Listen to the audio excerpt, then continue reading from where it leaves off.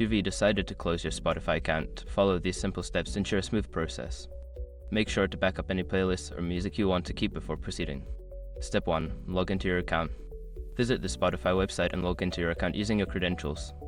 Ensure you are on the account page to access the necessary settings. Step 2. Navigate to Account Settings. Once logged in, go to the Account Settings. You can find this option by clicking on your profile picture in the top right corner and selecting Account from the drop-down menu. Step 3. Access the Close Account option. Scroll down to find the Close Account option. This is usually located towards the bottom of the account settings page. Click on it to proceed.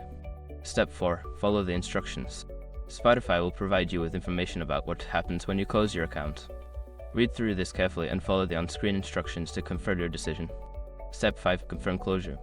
After completing the previous steps, you will be asked to confirm your account closure.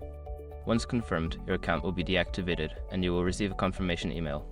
Thank you for following these steps. If you have any further questions or need assistance, feel free to reach out to Spotify support.